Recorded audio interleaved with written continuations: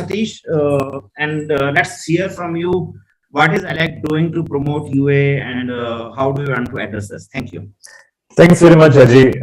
And I think there is about 8 minutes for me to speak. So if I exceed that, please stop me. Okay. So first of all, thank you for the opportunity to speak at this session, and my congratulations to the leadership for organizing the session. Now, while I've been part of many UA sessions, as Ajay points out, this is the first time I'm participating as the ELAC liaison to the USD, and therefore I will start from there. And as Ajay mentioned, the fact that ELAC, and not just ELAC, has appointed a liaison to the USD is an important development, and is a reflection of how important UA is from an end user perspective. The at-large community is a large community, and we are very eager to contribute to universal acceptance. However, there needs to be coordinated efforts, and the appointment of a liaison would be very useful for this. And I look forward to further cooperation and collaboration between UASG and ELAC in the days to come. Now, whatever I'm stating here is, the ELAC's policy process is guided by the Consolidated Policy Working Group of ELAC. So whatever I'm sharing here are currently my thoughts, and I'll be, of course, sharing it with CPWG later for further guidance. Now, at large is acutely aware that from an end user perspective, UA is key to digital inclusion. Noting that most of the next billion internet users would be using a number of non-Latin scripts. We also consider that UA and IDMs constitute a very fundamental building block towards the multilingual internet of the future. ELAC has been actually, through our RELOs, our regional at-large organizations, we've been carrying out a number of programs on universal acceptance. In 2021, the LACRALO, that's the Latin American and Caribbean Regional at-large organization, organized a UA training program as a joint effort between LACRALO, ICANN, and the UASG. This program had about 150 participants from 14 countries in Latin America and Caribbean, who came together to learn about universal acceptance and also to interact with the technical stakeholders directly. This year, in 2022, NARALO, that's a North American Region at Large organization, partnered with ICANN.org and UASG to host a 4-part training series on universal acceptance. These sessions were held from 20 January to 10 February, and there were a number of about 225 participants joined this program from all over the North American continent and beyond. Again, they learned about what UA was, what is its strategic implication and importance, and what are the technical aspects of UA and email address internationalization, EAI, email address internationalization. Now, both these sessions were very positively received, and it provides these two provide us with a model for the rest of the regional at-large organizations. The next question is, what are the ELAC's plans for the future in the context of UA? This year, AFRALO, that's African Regional at-large organization, is launching the AFRALO UA project. This is again a joint effort of AFRALO, ICANN, GSE, and UASG, designed to increase UA awareness across the African region and also to engage with technical stakeholders directly. Again, this is going to be a webinar series, and it will start very shortly in spring 2022. While all these programs have been organized at the regional level, we are also doing an ELAC level activity this year, later this year, as a part of our ongoing efforts to gain knowledge of issues of interest to individual and end users, which is our primary constituency. ELAC is seeking to collect the perspectives of selected users on the topics of UA and IDNs, internationalized domain names, very closely related. Now, this is being done through a survey, an end user survey, and it is currently focused on the Hindi language community of India. And this survey will allow us to gather more information and insights on how linguistic script communities view universal acceptance. And we are expecting that there will be many more such initiatives from other regions as well, particularly Europe and Asia Pacific, which are significantly diverse linguistically. Would ELAC be able to join UASG in holding the UA/EAI Day? Again, while I need to consult CPWG with the specifics such as the activities and the dates, I am sure that ELAC will be an enthusiastic supporter of this initiative, and we'll be happy to kind of pick it up and go to our regions and countries. Could ELAC promote UA ambassador and local initiative programs to garner more interest? Yes, and we are already supporting these programs. For example, in January this year, we had invited Rajiv, one of the UA ambassadors, to address the monthly meeting of the EPRELO, the Asia Pacific Region at Large organization, and talk to us about the UA-related activities. And we will continue to support these programs. We will also support any additional programs that involve end users and their perspectives. How can UA support ALAC is the first, and how can we increase collaboration to help promote and achieve UA? Now, this is a question for the long haul. We cannot decide everything at this point, but certainly for the next year, for example, we might want to start with a priority of UASG. What are the priorities for next year for the UASG? And given those priorities, we can create a calendar of possible initiatives for the rest of the next year. And we can share the calendar with ALAC, in which case ALAC and the regions can then update this, look at the calendar and plan programs. We may require some funding, but funding is not certainly the most central issue. We would like to see how this system will work. So we have to start with the UASG priorities and work our way from there. So I'll stop here, and I'll be happy to answer any questions, and back to you, Ajay. Yeah, thank you, Satish. Very quick update. I can see Jonathan here. Jonathan from ALAC. Would you like to add something on ALAC side from Satish Babu point of view? Jonathan? Yeah, thanks. Jonathan Nook here for the record. Looks like my video is stuck, so I don't know what's going on there. But yeah, I just wanted to expound a little bit on the idea of the survey. We made a request to ICANN to allow us to do an end user survey to really get at the interests and challenges associated with the issue of IDNs in particular, and what is affecting the take-up of IDNs. And so we're hoping that we've put in we put out a request for proposals. We're now down evaluating the firms and expect this spring to have some results that will feed into the IDN program within ICANN, and hopefully make some progress in the area of universal acceptance as well. That's historically been a very important issue for the ALAC and the at-large community of universal acceptance. And so we're always excited to work alongside the Universal Acceptance Steering Committee on these issues. And I think there's more that we can be doing with our networks to try and get this information out. So that remains one of our objectives as well. So thanks for the opportunity to speak. But the at-large survey should be getting information back that will hopefully be useful to both the IDN program and the Universal Acceptance program in the near future. Thanks a lot. Thank you, Jonathan. Till you fix your video. This is very encouraging, because coming from you and Satish Babu makes a lot of confidence and commitment. I actually lost your voice, Satish, over the answer for the UA or EI day. What did you said? I just missed that audio. Yeah, so I was saying, while we need some more specifics, maybe, for instance, what kind of activities, what are the dates, etc.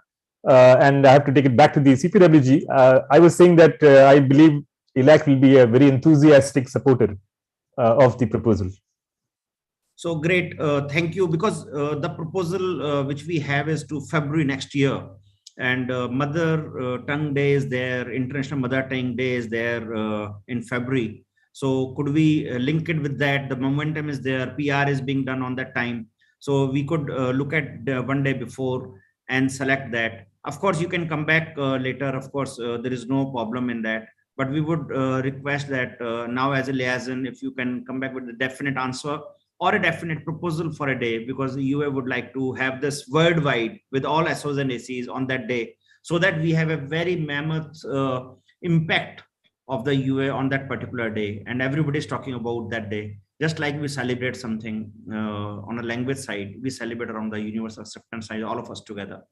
That's the objective here. Absolutely. I'll get back to the UASG. Yeah. So great. Thank you. Great, Jonathan, for your intervention here. And we really appreciate your words and commitment towards UA. We would definitely take it further from that perspective. I think we are going to take the questions at the end of the session here. Next slide, please.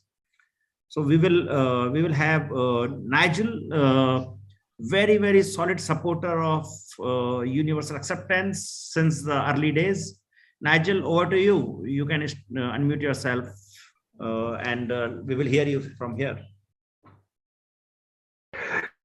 Yes, thank you very much, Dr. AJ, and it's absolute pleasure to take part in this session. So I'm Nigel Hicks, and I work for the UK government. And I when people ask you what people are passionate about, I always have an issue. But universal acceptance, I think, is one of those issues which I and other people can be passionate about. It seems to me that it's such a sine qua non, as we might say. It's something that we need to strive for. It's something that is in the public good. It is something that is worthwhile promoting. It is something that's worthwhile us achieving, because we are all concerned in one way or another about multilingualism on the internet. We all want the internet to be enjoyed by as many people as possible.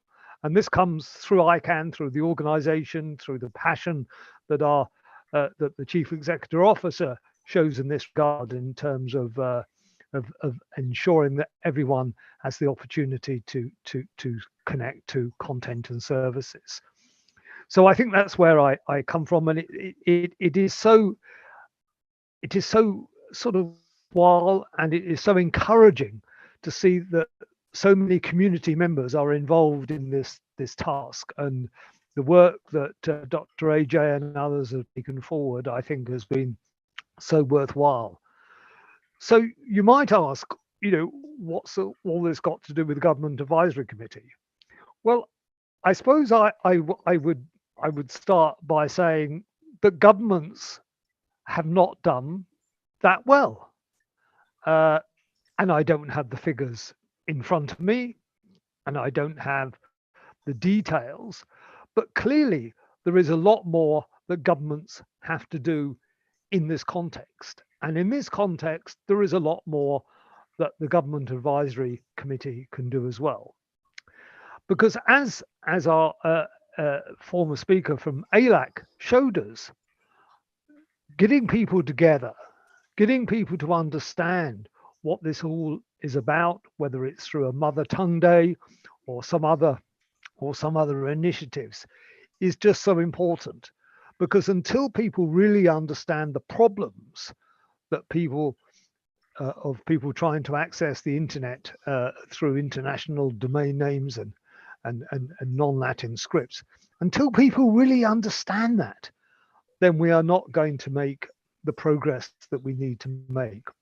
And governments have a key role in this, and the GAC should have a key role in this. And I'll be honest, I don't think the Government Advisory Committee have done enough on this to really promote universal acceptance. Now, no excuses, whatever, but the GAC representatives are not necessarily representative of the parts of government that really need to act in this area. But we have a responsibility. We have a responsibility in the Government Advisory Committee to go back to our governments, to question them about how far they have gone in terms of procurement, in terms of the provision of public services, or in other services that they provide online. How far have they gone to ensure that universal acceptance is really embedded? So I think these questions really are important, and certainly we will be having a discussion in the Government Advisory Committee later this week in terms of our priorities. And I will be reporting back on this session and on the need for us to be able to do more. Now, what more can we do? Well, there's one thing in talking to our governments, but there's another thing in terms of the governments really taking action to ensure, as I said, that their public services or their procurement initiatives really take account of universal acceptance. And so I think that we ought to think about having some sort of index, of having some sort of table. And, you know, if people tell me this is already available, then fine. Because I have just come from some discussions at the ITU last week. And here there were some discussions around their global cyber index. And this is an index of countries that have put in place cyber training, cyber policies, and other, you know, if you like, being prepared for cyber issues. And here, I think, you know, having this index, having this table of countries is an incentive for countries to do more in this area. And I'm wondering whether this can be the same in terms of universal acceptance. So I'm going to stop there, but I welcome the discussion that will take place. Thank you. Thank you, Nigel. Wonderful say. I think we would look forward for your continued support. And as you rightly picked up 2 points related to the procurement and implementation, I feel like sharing something very important which happened in India by government. Government of India constituted a workshop, and that could be an actionable number one here. Created a workshop with the stakeholders from industry, academia, and technology companies who would like to participate into universal acceptance or language-based issues. And workshop landed into another committee under the Ministry of Information Technology that was called Stakeholder Group to Achieve Multilingual Internet in India.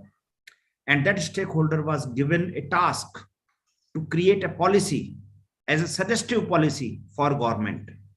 And that team took almost 45 days to give a draft policy for achieving multilingual internet and universal acceptance in India. And that policy was given, that policy is with the government, and that is soon, actually, in fact, after this meeting, there is a discussion around that, and soon it is going to be a real document which is available to the public at large as a policy. And of course, we would be very, very happy to share with you too, and then we can get to GAC. This is one major thing which has happened in India from the government perspective. Another thing government have done is issued a directive internally. I don't have the order, but I know that all the government departments are supposed to have IDNs while the content is in the language of the user's choice. So this is another action which has happened. But I think my question again comes to you is what we could do to work with more closely with the GAC members and use your experience and your connect as an officer to take this message more engaging and actively to the GAC members, and maybe having a session chaired by you in GAC itself, talking about it. We can come there and ensuring that the day to have UNEAI takes place. Some of the thoughts, and we would wait for ALEC to come back with a February date. We would be very happy to hear the date confirmation from GAC itself. So we all are on the same page, at least that, and I have made the life easy from the UA perspective that the date for International Mother Tongue Day is fixed and one day before. So we need not to deliberate much on that date from the date perspective. It does not clash something very big happening already in GAC from that perspective. So these are some thoughts here. And there are some questions related to you, Nigel, in the chat. So, but we will take this at the end. Thank you for your intervention. Would you like to end something by saying, Nigel? Well, no. I would just end by saying thank you for that proposal, and I should have come to that as well. I will certainly go back and talk to the GAC, as I've said, and hopefully at the next ICANN meeting we can, or even intersessionally, we can have such a session. So thank you for that offer. Thank you very much. Next slide, please. So now we have our third panelist, and this is where we are going to discuss from Christian about GNSO. And Christian is not new for USG. Christian Dawson, he had been a leader into UA itself and had been contributing quite a bit into this area.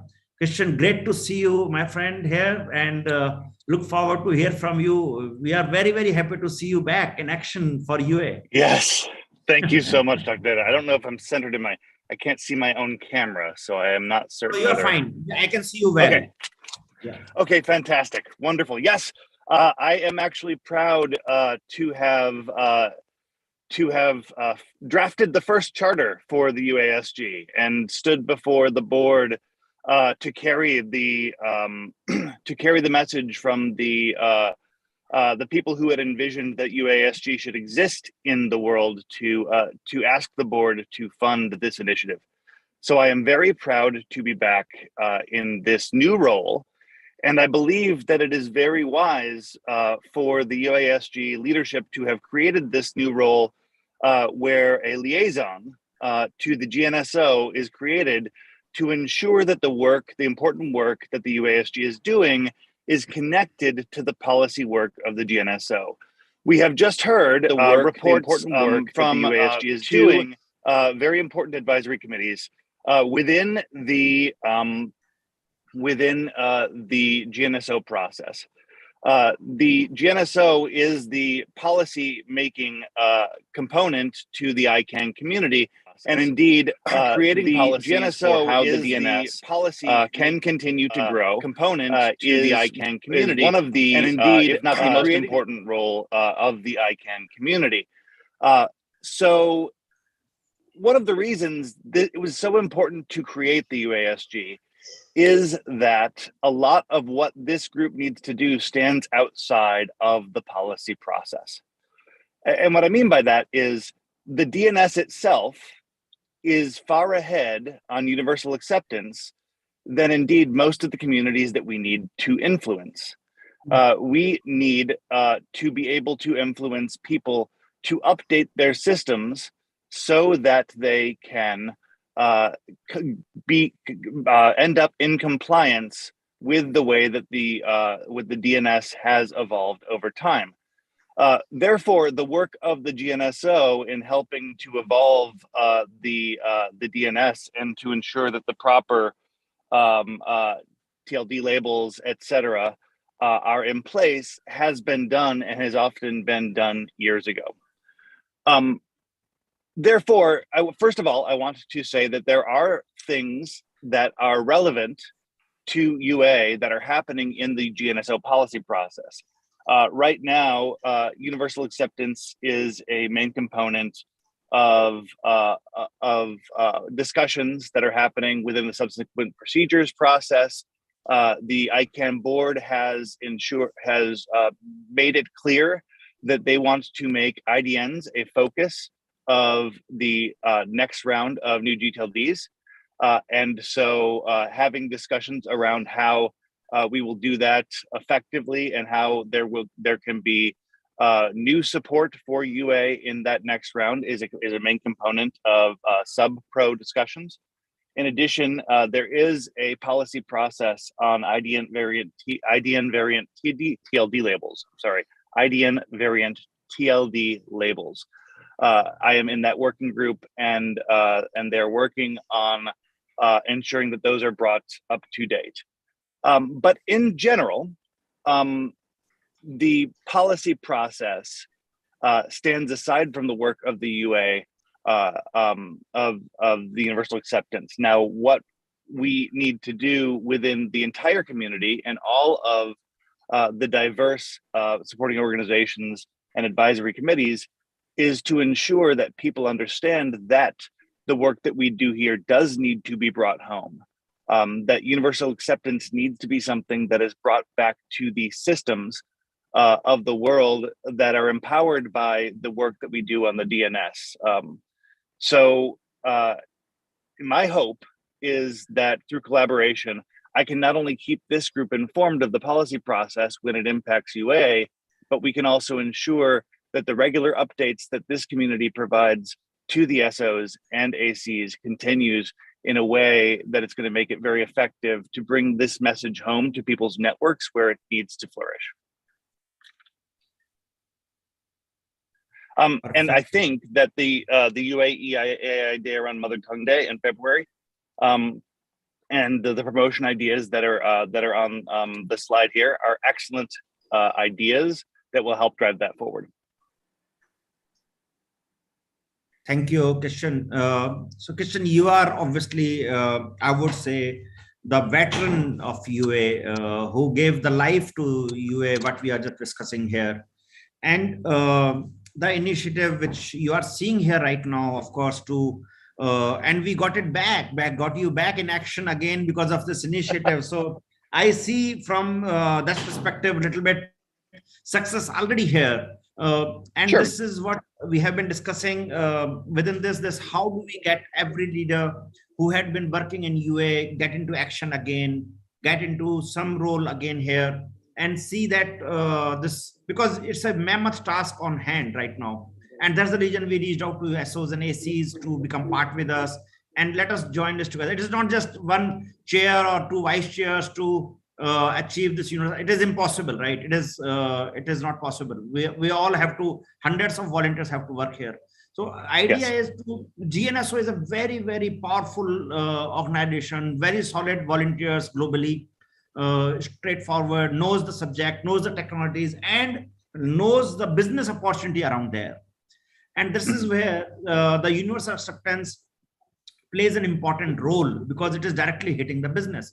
So I think it should be very important for all of us to, not just the professionals to get better jobs and salaries if you are UA understanding, but also softwares and services, registrars, registries, everybody is UA ready. So what we have, I think, mammoth task on GNSO hand here from that perspective. And we may have delayed, but I think we are now starting it faster. So we need to probably speed up and do a lot more things and cover the gap what has been there since few years now. Your take on it, Christian? Yes, Dr. Seda, I would agree with you. I wanted to first let you know that though I have not been a part of this community for the past couple of years, my commitment to universal acceptance has certainly not waned in that period. One of the reasons why universal acceptance is so important to me is in my day job, I run an organization called the Internet Infrastructure Coalition. And we're a trade association of the companies that build the infrastructure of the internet, not just the DNS companies, the registries and registrars, but also cloud companies, internet exchange points, data centers, the people that rack and stack servers in data centers to make the internet function. And indeed, that it's the registries and registrars, because they are operating on relatively standard a DNS-based platform that are probably further ahead than a lot of people. It's the customers of the cloud providers that really need this education so that they can bring their systems up to compliance. And I work with a lot of those people. I am also a member of the ISPCP. The ISPs are a large advocate for universal acceptance because we're sort of the help desk of the world. And in that capacity, when things go wrong because people's systems aren't updated and they don't get the right answer back when they send a query for some UA non-compliant reason, they're the ones that get the call. That's why it's important for the groups that I'm involved in, the Internet Infrastructure Coalition and the ISPCP, to make sure that we are screaming off the rooftops the benefits of UA compliance, and we'll continue to do so. I think that from our perspective, the benefits are easy. Every single constituency, every single SO, every single AC has their own story as to why universal acceptance is important. And as we unpack what's the really compelling reason they should care, I think we'll succeed more and more. Thank you, Christian. This is obviously your commitment does not go very great commitment. So we would also request you to come back with the date in February if you are okay to partner, and let's all do together to celebrate this day and observe some activities around it. We have a year long. Once we agree on a date, I think we will be very reasonable to all get together. You are licensed now, so you are not away. You will be part of our coordinating group already. And I am sure you must have been already added in the coordination group. You will see all the emails, activities, and everything transparently well. And we would like to hold those activities, which we all agree together. So do not worry about commitment on a date that it can be overwhelming or it could be too much of pressure. We are going to take as easy as possible, but let's start from some activities and start observing that day for all of us. That's the objective from the UA perspective. So I think, thank you, Dr. Yeah, thank you, Christian. Do you want to add anything before we switch to the questions, Christian? No, simply that thank you for creating this new liaison position. I think that connecting the work of the UASG to the policy work in the GNSO is a very smart move. Yeah. Thank you very much there. And we will, next slide, please. So the idea is basically to have now questions here. And may I have questions, Sarmad or Seda, anybody would like to read the questions and address to somebody? Hello, Dr. Data. Yes, we have a few questions in the chat, and some of them have been responded already, so I can continue from the ones that have not been responded yet and then leave time to the other questions. So one of the question is from Roberto Gaetano, Next-Gen Mentor, and the question is there any initiative that the UASG plans to hold for the International Decade of Indigenous Languages? And there's a link for this that starts this year. I believe that to treat UA just as a technical issue unrelated to what the people need it for would be reductive. Roberta, is this question to anyone specific in the group?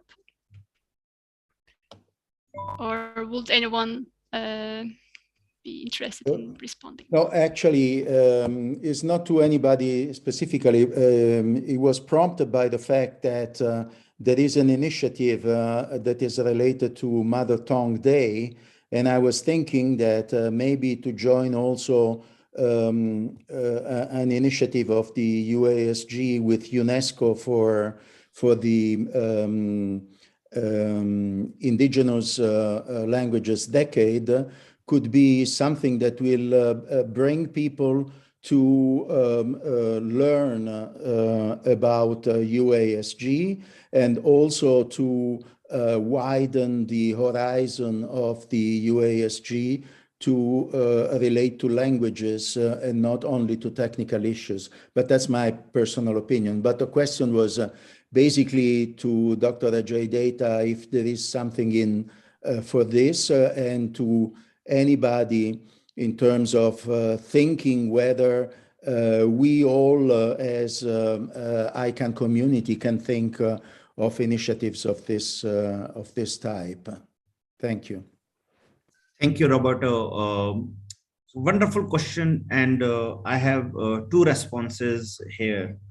So UNESCO has been part of UA sessions, and last in IIGF, they approached us even, and they told us about this Internet Decade of Indigenous Languages. And I think this is going to be announced in April or sometime in this period. And this is where they are very clearly aware about UA. And we are discussing, in fact, I got a message to come and speak in one of the sessions there. So we are going to address this UA. So what you have said and what you are thinking is absolutely right and aligned with what's happening in real world here. Related to the discussion similar to this initiative is what we are thinking related to the Mother Tongue Day, as you can see that we announce it every year and celebrate Universal Acceptance or EAI Day every year, all of us together, rather than one of the activity. That is a small response which we are trying to create. We do not have any specific day as such, which we go to the community and focus our energies to achieve and show something which is coming there. Of course, we also do about our blogs, our articles, our recommendations, our remediation reports, our gap analysis reports. This keep happening regularly. That's an I'm sure you are aware is a regular task which we do here. I can see Satish Babu's hand. Satish, do you want to add something? Thanks, Ajay, and thanks, Roberto, for the question. I think we have discussed this in the past. I'm coming from the ICANN at large, and while this is technically not in ICANN's remit, certainly from a multilingual internet perspective, this is an important question. However, UA only applies if your language has a script. If your language does not have a script, then there's very little we can do in terms of UA. Of course, in terms of multilingual internet, we can still do something to preserve these languages even when there's no script. But for UA, that is actually a restriction. Secondly, the current prioritization of UA when a language is considered is based on certain, there's an index from which we kind of have a cutoff. And if there is a sufficient push from the user community of these languages, which have scripts, then there is a possibility, very real possibility of us taking this up as a UA initiative. But until then, it may be difficult. Thank you. Thank you, Satish. Roberto, any follow-up question? No, just a comment, if you allow me. At Eurodig that is planned in June in Trieste, there's going to be UNESCO talking about multilingualism, and I'm fairly sure that there's going to be a UASG representative commenting like every year at Eurodig. So that could be a chance for hoping that we have the meeting in person for fine-tune the plan for the future for collaboration. Thank you. Thank you very much. I would request Sarmad and Seda to look into and see if we are there, or we can send somebody there for physical intervention. Thank you, Roberto, for this input and knowledge to us. Thank you very much. Seda, over to you again for the questions. And please read the question, even if it is answered for the audio purpose. Somebody may not be reading the chats, so it gets recorded. Sure. The next question is from Nicholas Fiomarelli, and the question is, Nicholas Fiomarelli from LACNIC. Last year ICANN fellow, but talking personally at this time. Is there something that the RIRs, the regional internet registries, can do in order to help achieving UA compliance? I'm thinking maybe about the reverse DNS name servers also being compliant with UA, so the ISPs could also receive the message.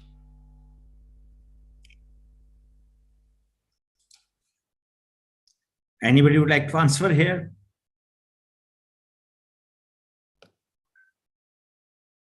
Sarmad, I am not sure if I understood this question correctly. Christian? Oh, I was actually going to say this. I was going to say the same thing. I was asking if the question could be repeated. Okay. Seda, could you please repeat the question again?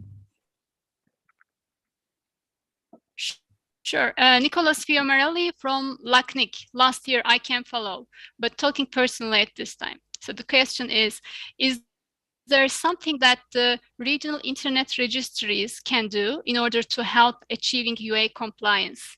I am thinking maybe about the reverse DNS name servers also being compliant with UA, so the ISPs could also receive the message. Okay, so if I understood correctly, Christian, please add if I missed something. later. This, I think DNS, Nicholas, is not about UA problem. DNS gets configured with the Punycode here. Punycode is the ASCII string which gets into the DNS. It is the browsers which translates to the Punycode and goes to the DNS server. And so it is not about really an issue which UASG discuss at all about the DNS issue or name server issue here.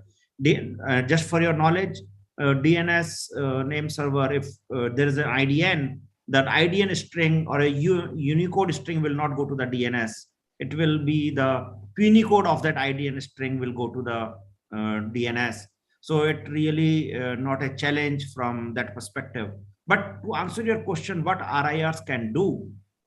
So registries can definitely do to become UA ready. So when you register a domain name, could I use my EAI address into my contact records?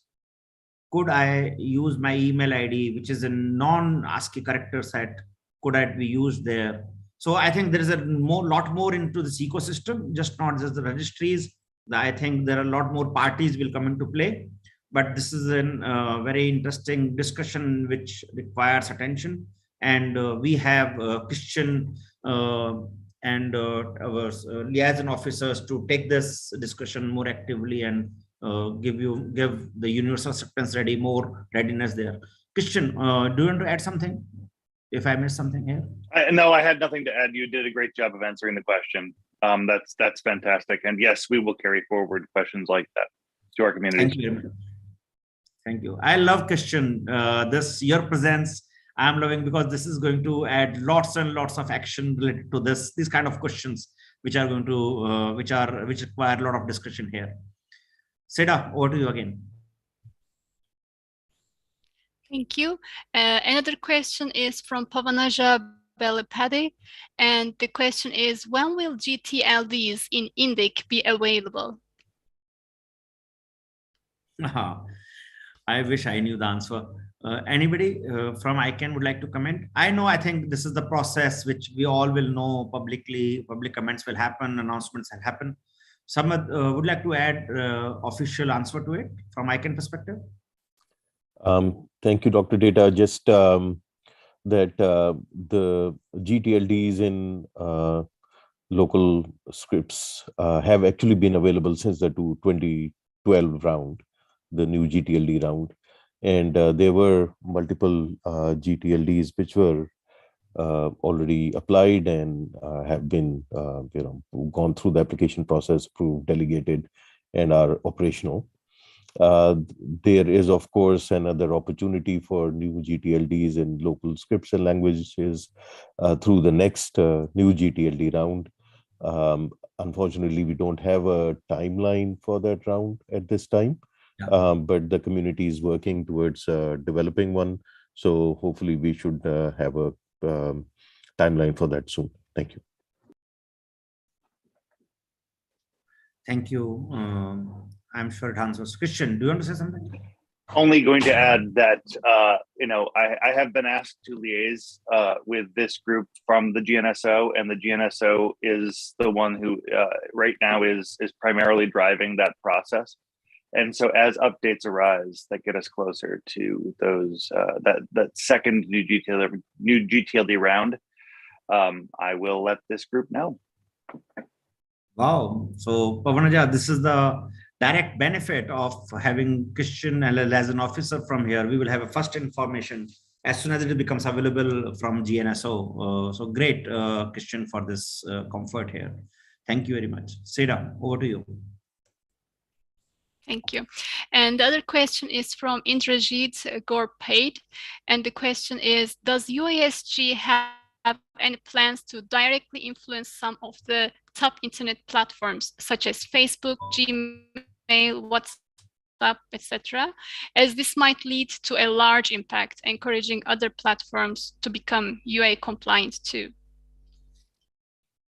Yes, it's a great question, Indrajit. And we worked in the past with Microsoft, Apple, and Google in this. And Gmail is already EAI compliant for that matter. You could send an email from an EAI address to your Gmail ID, and it will be accepted well, and it will be replied also. And from the WhatsApp perspective, WhatsApp is also accepts the email addresses and IDNs there. From the perspective, there are some UA related issues, of course, from linkification perspective. So this is work in progress. Facebook do not accept as of now the ID and non-ASCII ID as an identity. This is a work in progress, but we are talking to ICANN leadership and other authorities to reach to them. And I am sure we are going to have this discussion more further. Satish Babu would have more report to say. Satish. Thanks very much, Ajay. So this is a question. Right now, I'm speaking as the chair of the UA Tech Working Group, because this is something that falls squarely in the ambit of that working group. So this the question is actually quite correct. We have to work with tech companies, both big and small, because some of these libraries are written by small groups of open source volunteers, whereas some of the technology is from big companies. Now, problems are the same, and we have to work with both these sets of people, or all people who produce software and maintain software. So we are now in the process of step by step trying to reach out to these groups and communities and companies, and trying to get our problems fixed. It's a long road, but we are pretty much on our way on that road. Thank you.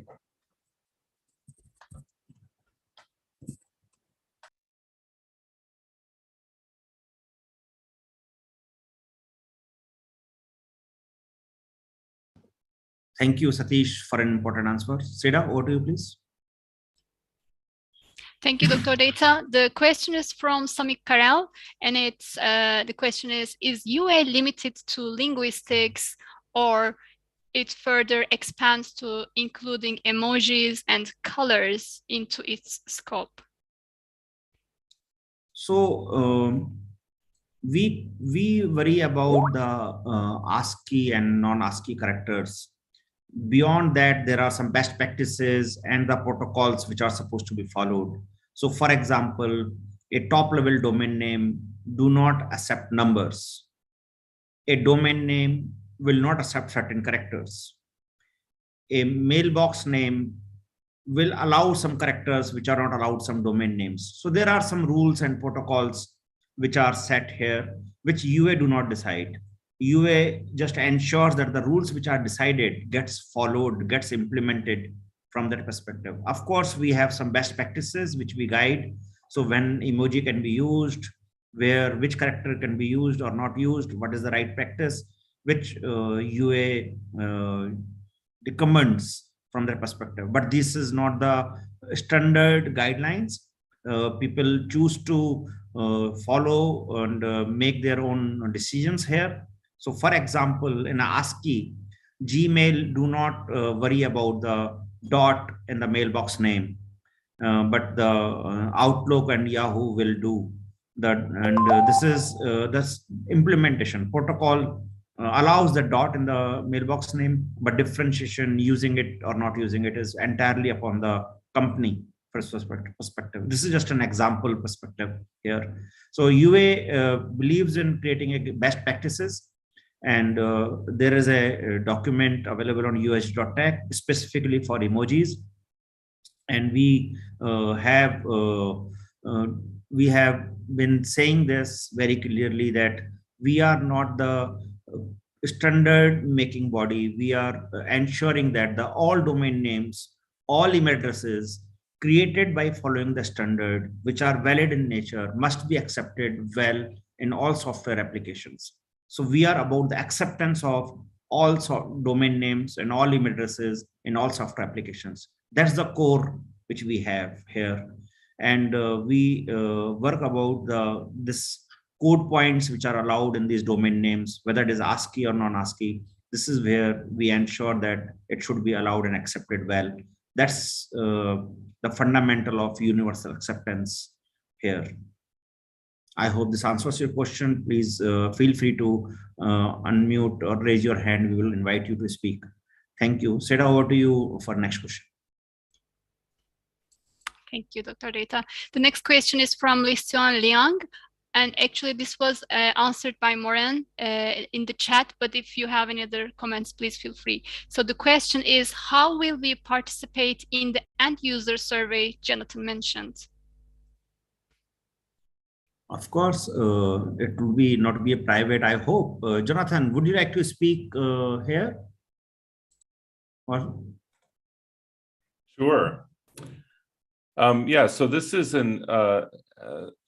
a survey that is being performed by a professional. I answered in the chat when the question first appeared, but this is a survey that's going to be put in the field with a professional survey firm. So there's not direct participation in the execution of the survey because we want to make sure that it's done professionally with a good statistically significant sample and credible results.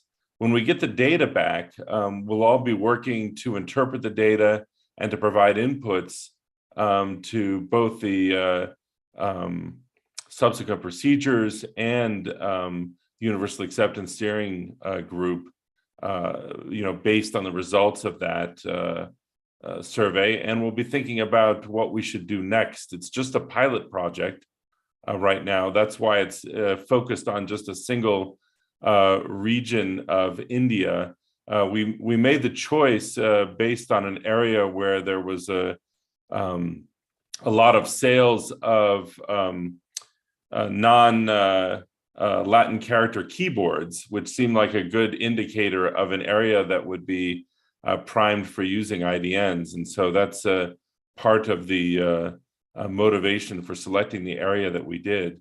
And so once we have the results, I think there'll be a lot of work for all of us in the at-large to evangelize those results and make sure that they are used in the creation of outreach programs, both for IDNs and universal acceptance. I hope that answers your question. I think it does very well, Jonathan. You are making it's going to make it available for everyone, basically, and participate from here. Yeah, the answer is yes from Yasin. Seda, over to you, please.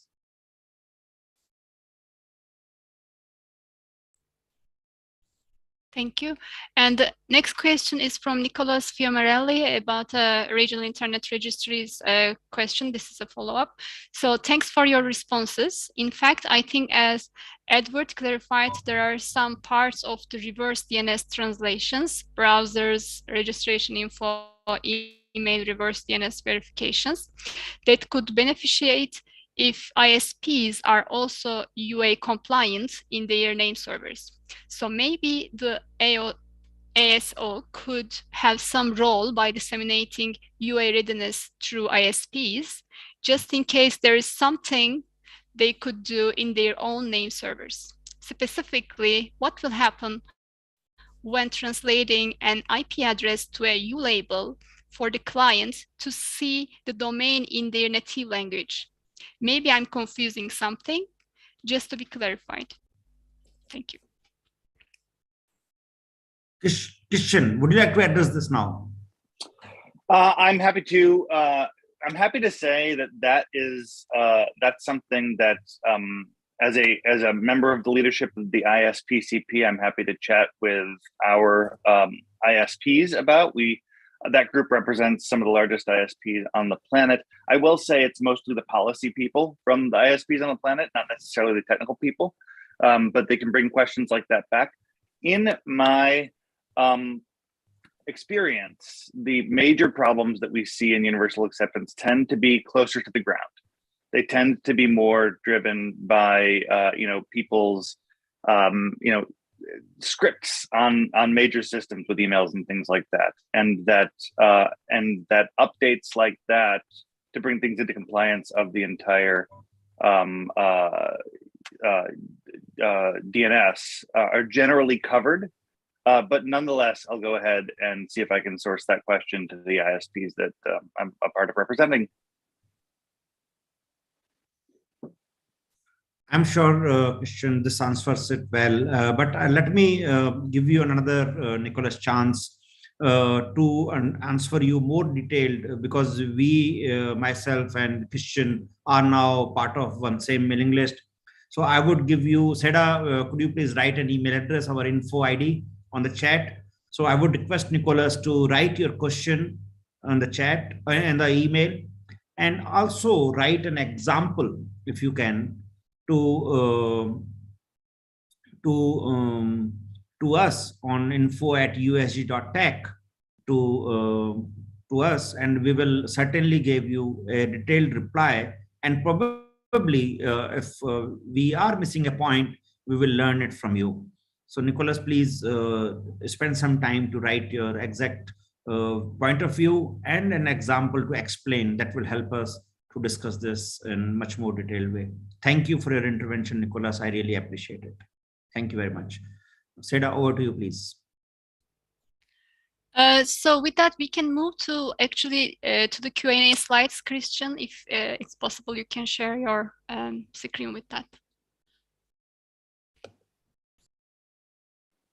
Sure. I think anybody would like to have any answers, questions, and may I request all the panelists to be available. Let's discuss this out. If we have to speak to each other something here, do you have any suggestion to another SOs and ACs?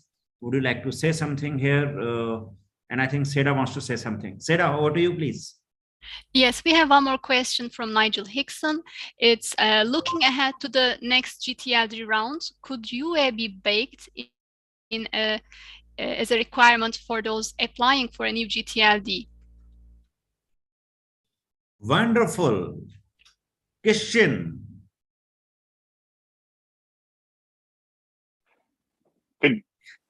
Could you repeat the question? I'm sorry.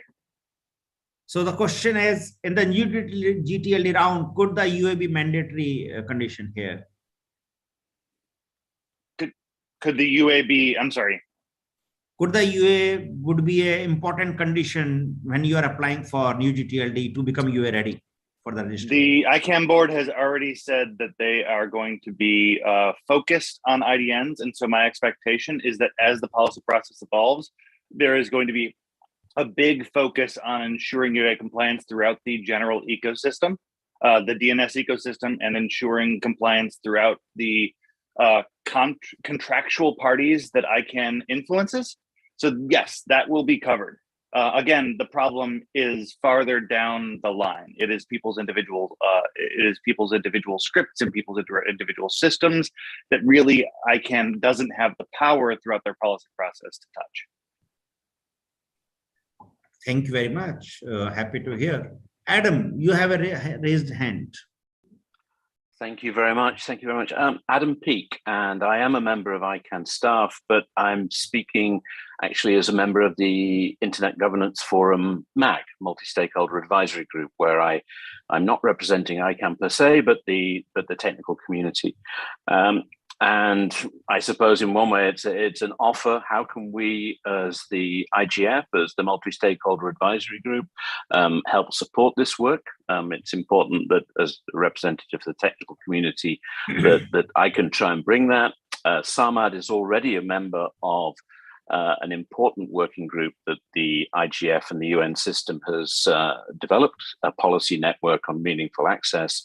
But as we look forward to UN initiatives focused on information technologies within the UN system, and also how the UN Secretary General is promoting information technologies, I think this is an important opportunity. So I hope we can build some relationships with the UASG and the whole tech group. And well, I'm here to do that, and I'd better send you an email to make sure it happens. But let's make sure we can do something here. Thank you.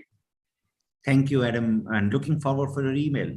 We are so excited to have this meeting today, and our liaison officers speak, come back, and be part of this group to take this UA further. Thank you, gentlemen, for becoming part of this discussion. We are a few minutes over. I am extremely sorry for taking this minutes away from you. I just missed into this timelines. So we are 3 minutes over, and we would say goodbye. Enjoy your ICANN and we will see you soon again. Thank you very much. Thank you. Bye-bye. Bye-bye.